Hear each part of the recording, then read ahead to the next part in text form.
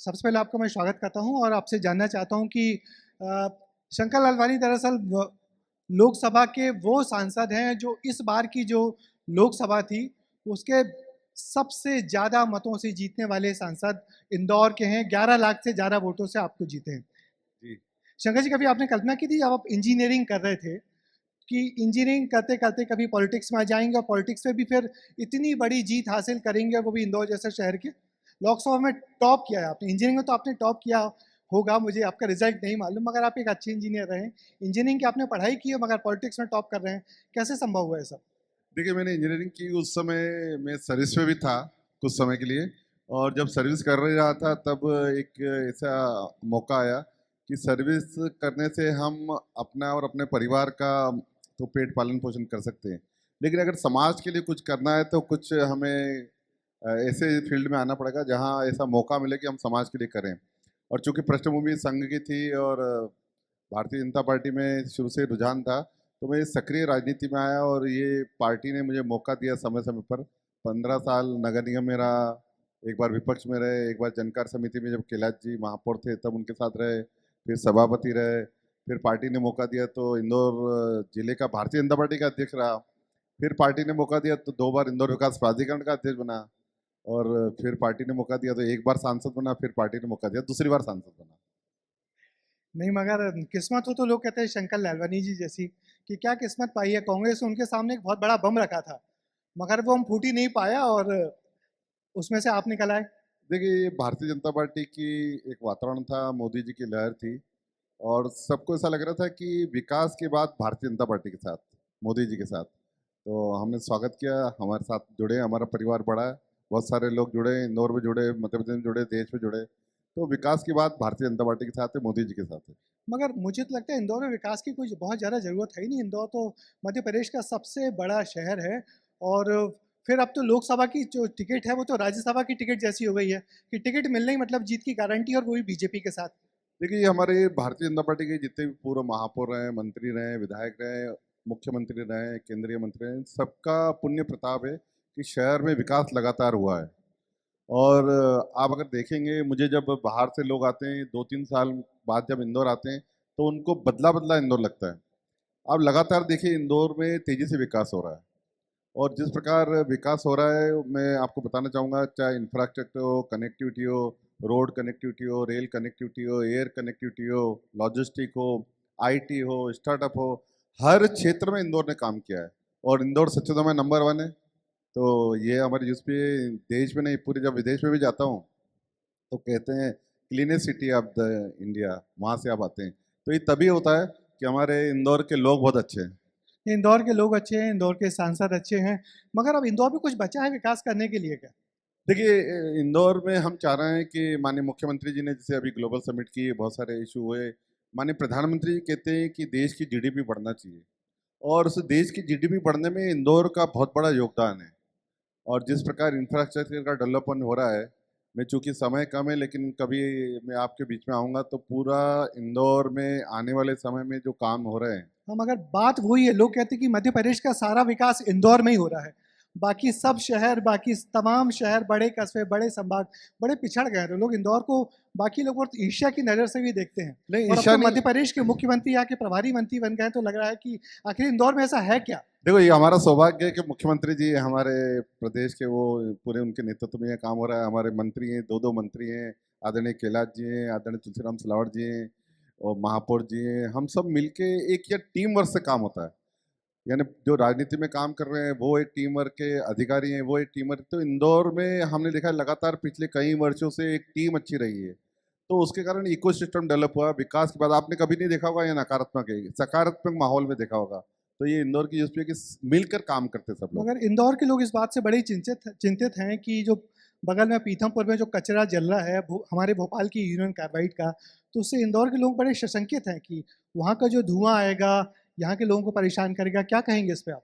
देखिए, उसके सब साइंटिफिक, मैं भी था उस बैठक में, हमको साइंटिफिक रूप से सब बताया गया, और उन्होंने प्रूव करा कि इससे कोई हिजार्ड नहीं है।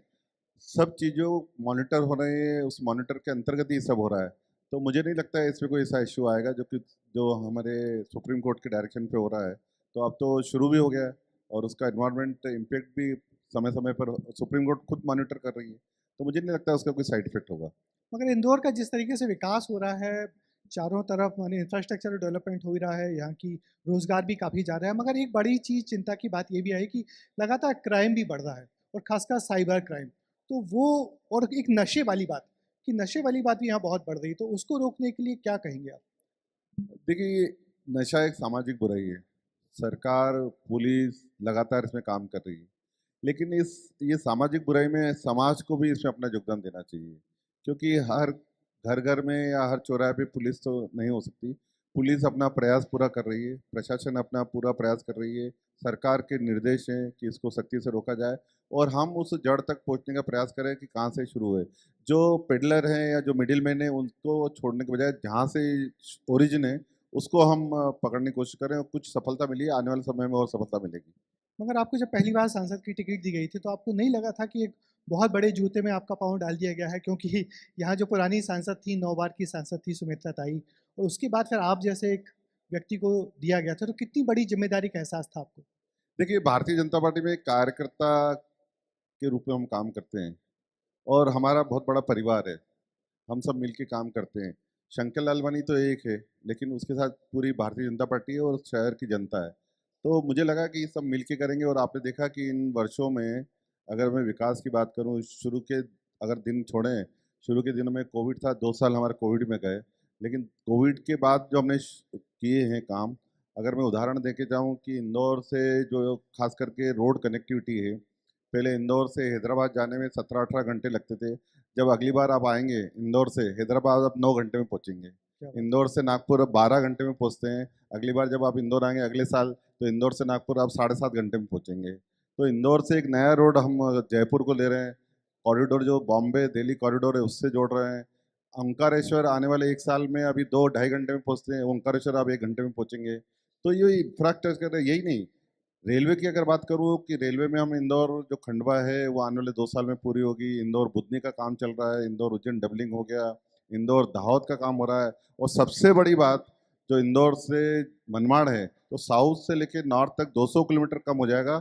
आने वाले समय में इंदौर रेलवे स्टेशन पे 100 ट्रेनें गुजरने वाली है। ये इस बात से तो आप भी मानते होंगे कि अब देश में रोज़गार की बड़ी तंगी आ रही है सब जगह, और रोज़गार यदि कहीं है तो एक आईटी इंडस्ट्रीज़ में हो रहा है। मगर इंदौर अभी भी वो छवि नहीं बना पा रहा है जो हमारे साउथ के बड़े शहरों ने बना लिया है, खासकर हैदराबाद, बैंगलोर, जबकि इंफ्रास्ट्रक्चर के मामले में इंदौर किसी मामले में पीछा नहीं है। मगर वो आईटी वाला हब यहाँ क्यों नहीं बन पा रहा? हालाँकि इन्फोसिस और टीसीएस यहाँ पे आपकी सरकार ने बहुत ज़मीनें दी हुई हैं, मगर जिस बड़े पैमाने पे उन्होंने ज़मीनें ली हुई हैं, उस बड़े पैमाने पे रोज़गार नहीं दिया हुआ है। तो इस पे आप कभी पहल करेंगे कि वो लोग यहाँ के लोगों को रोज़गार भी दें? बिल्कुल, हमने कंपनियों से बात की है और रोज़गार बढ़ रहा है। मैं आपको बताना चाहूँगा कि अभी हमारे 2 नए आईटी टावर बन रहे हैं और इसमें केंद्र सरकार ने 100 करोड़ रुपए की मदद भी की है और अगले साल तक ये आईटी पार्क बन के तैयार हो जाएँगे। और माननीय मुख्यमंत्री जी ने घोषणा की है कि आने वाले इस समय में ग्लोबल समिट आईटी और स्टार्टअप की इंदौर में होगी।